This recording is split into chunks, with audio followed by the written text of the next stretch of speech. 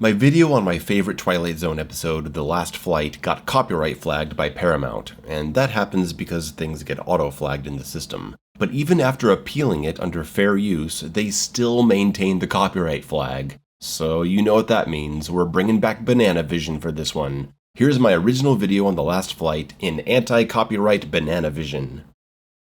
The Twilight Zone is widely known for its shocking twist endings and its reality-bending what-if scenarios. But the truly great episodes combine the surprising in the original with strong character moments and a satisfying narrative.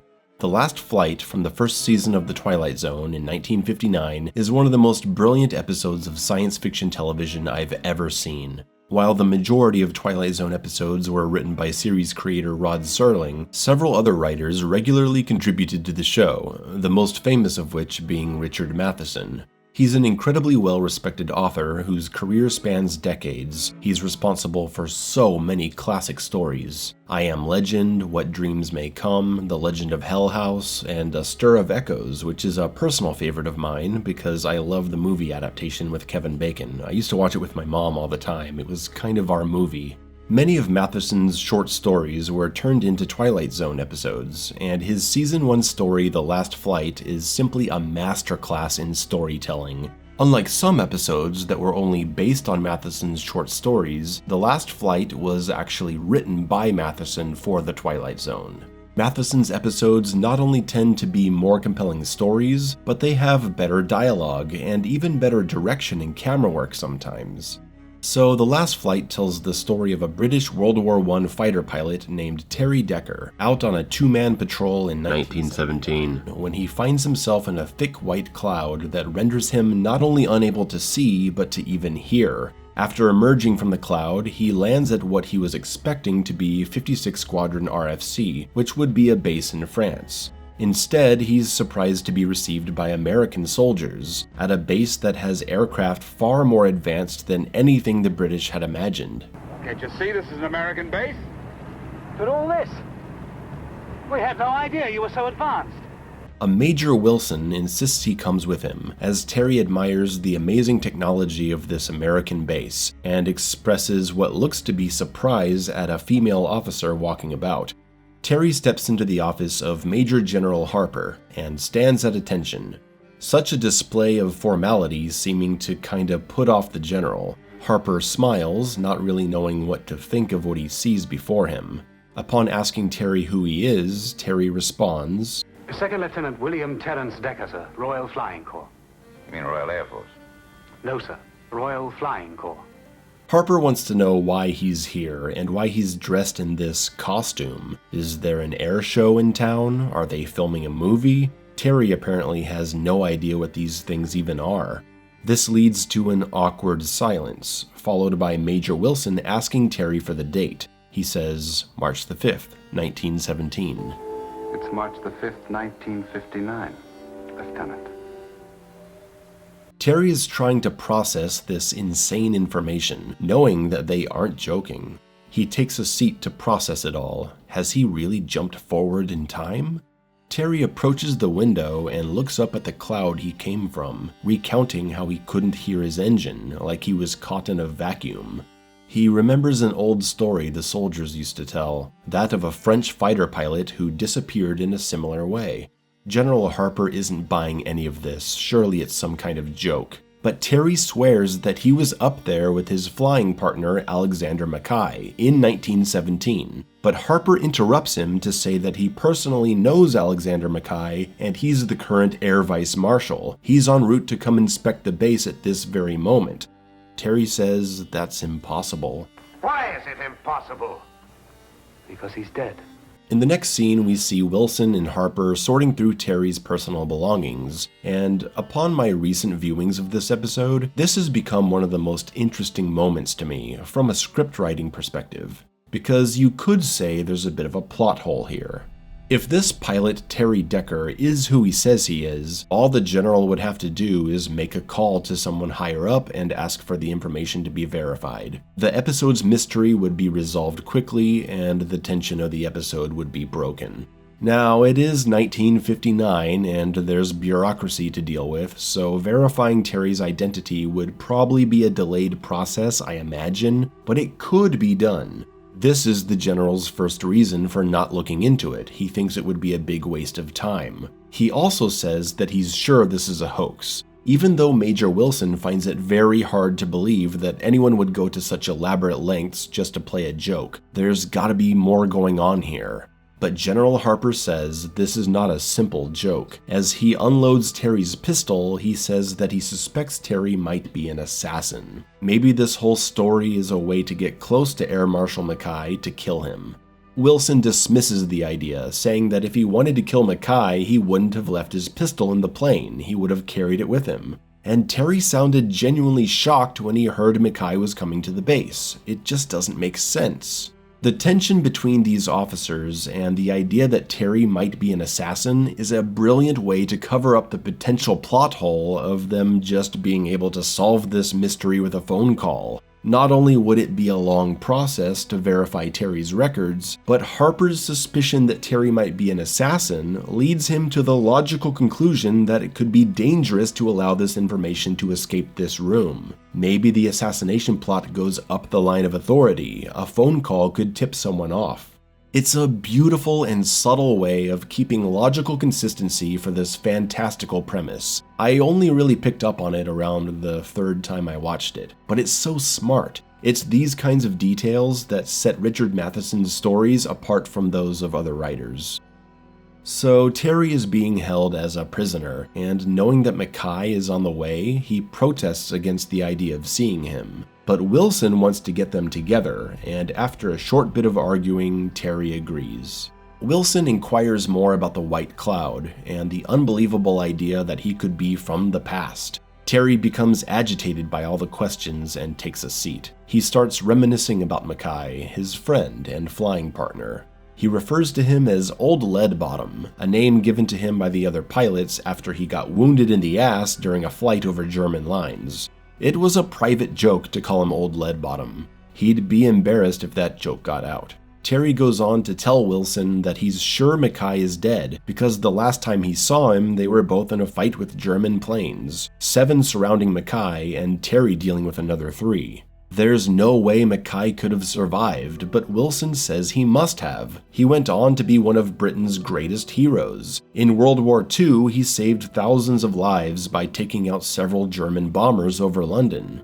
This news sets Terry off for some reason, and he tries to escape. He's stopped, and now he's gotta unburden his soul. He simply can't bear to face Mackay when he comes, because he'll know Terry for what he truly is, a coward.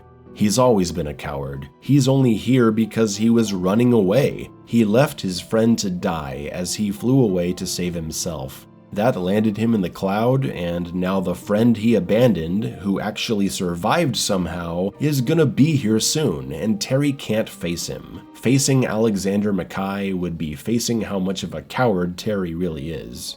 He was never brave like the other pilots. Whenever he went up with Mackay to patrol, he would hang back. Knowing Mackay was looking for a fight, Terry could stay out of trouble.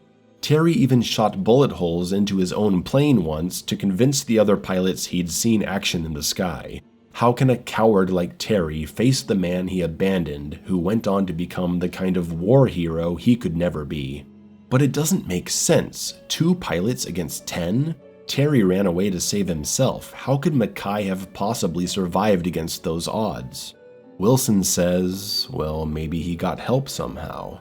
Terry has the idea that, yeah, maybe Mackay did get help, and maybe it was from him. What if he's supposed to go back? What if the only reason Mackay survived was because his friend Terry Decker showed up to save him? There was no one else around who could have helped him, so maybe he's here for a reason. Maybe I was brought here for a purpose. To find out that Mac had survived. To find out that time was giving me a second chance. He's alive. He's coming here today. How do you know that? How do you know that if I don't get back, he won't be here? Terry sees there's no way to convince Wilson of the idea, so he knocks him out and forces his way out of the holding area. He bolts across the base looking for his plane, and Wilson comes to and sets out to stop Terry. Terry makes it to the runway, and I just want to point out some awesome detail here. First, Terry is exhausted from the sprint, which is a cool touch of realism because he's not a ground soldier, he's a pilot, so he's not in the shape needed to run like this, I guess. Second, he actually has to spin up the propeller of his old plane. I think most people telling this story would just have him get in the plane and have the propeller start on its own. And I just love that we see Terry go through the old process of manually spinning it up, winding up his leg and using the force of his whole body to get it up to speed. It's so cool. Of course, this lengthy process allows Wilson to catch up to him before he's able to take off. Terry tells Wilson that this isn't just about Mackay, it's about the thousands of people he goes on to save. Are they to be lost as well? Wilson threatens to shoot him if he doesn't turn off the plane. Oh, fire! I'd rather die. Wilson lets Terry go, and he dramatically flies up into the sky, into the clouds, disappearing into the same white cloud he came from. Back in the office, General Harper is scolding Wilson for letting Terry escape. He's in big trouble, but they're interrupted by a knock at the door. Air Marshal Mackay is here, already at the General's office. They go through the formalities of their introductions, and right away Wilson starts asking about Terry Decker. Mackay is startled to hear the name. It's been a long time. I certainly should know him. Saved my life. What? He tells the story of the day he and Terry were out on patrol when German planes swooped in on them. He saw his friend Terry fly away, thinking he'd abandoned him. Wilson interrupts to ask if he flew into a white cloud. I don't know. I suppose so. But he says Terry came right back into the fight, out of nowhere. He took out 3 fighters before he went down himself. Terry died saving his life. Then he did get back.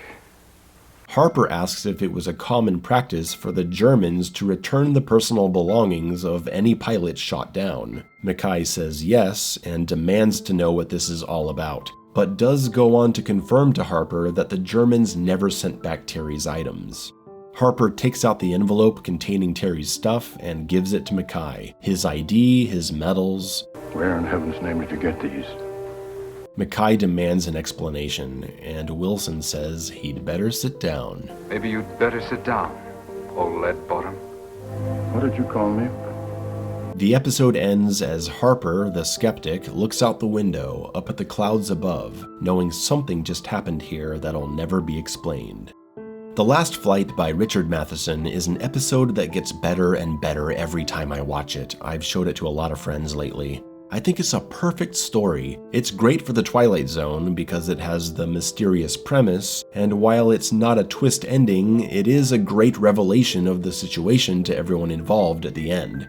But what really sets this episode apart from the rest of the Twilight Zone is the incredible character journey. The Last Flight isn't just about a crazy phenomenon, or a message about society, or a twist ending. It's about a man dealing with a lifetime of cowardice, fighting against the skepticism of the officers that hold him in captivity, and coming to the realization that he must finally be a brave man, that it is his fate to save his friend, and therefore save thousands. Fear be damned. A lifelong coward fights his way out swinging his fists, facing a potential bullet in the brain before he takes off, saying he'd rather die than continue being a coward and go against his fate as being the hero for his friend. It's a beautiful story, one that could be retold today in a new movie if you got the right people to do it and expand on the events and characters. We could get to know Harper and Wilson some more. You could add another character. There's a lot you could do. You could have Terry go home and reunite with his wife and child, whom he hasn't seen in 40 years, discovering a new life and a new world, coming to the revelation much later about Mackay, and now he's not just sacrificing his life to go back and save him, he's also leaving his family behind after they just got him back. You could really flesh this story out. Whereas I think a lot of Twilight Zone episodes tend to drag on and outstay the potential of their premise, The Last Flight is so rich and full of ideas that it almost feels too short. I just don't want it to end, which means it probably is the perfect length. Adding greatly to the quality of the episode is the fantastic direction and the intense, believable performances. Every episode of The Twilight Zone tends to have a different director, of varying degrees of experience and talent, but The Last Flight got William F. Claxon for it, a man with a decade in the industry directing films and a lot of television. The difference in directorial quality is obvious when compared to many other episodes. It feels like a late 1950s movie instead of a TV episode. Claxon expertly crafts dialogue scenes to be filled with tension, well-timed close-ups, keeping characters in frame during dramatic moments. Characters naturally engage with each other instead of just exchanging lines, with moments of interruption occurring like they would in real life. I struggle a little bit to talk about these cinematic aspects. I'm no expert, but I can feel it when I watch it. The performances, the camera work, the pacing, it's all so obviously on another level. This episode was handled with special care, and you have to give credit to Kenneth William Michael Hay, I don't know how to say his last name. His performance is unmatched in season 1 of The Twilight Zone, coming from the theater stage in London, eventually making it to Broadway in the late 1950s. He brings an expressive, emotional touch to the character, and he knows how to move around the scenes naturally. He'd also played a pilot in a film 3 years before, so I guess he easily slipped into the role for the episode. Thank you for watching this breakdown of my favorite Twilight Zone episode. If you haven't seen it already, check out my full season 1 breakdown covering all 36 episodes from the original series, the good and the bad. Like and subscribe, comment, check out the rest of my stuff, and learn from Terry Decker. Choose the right path when it's in front of you, and have no fear.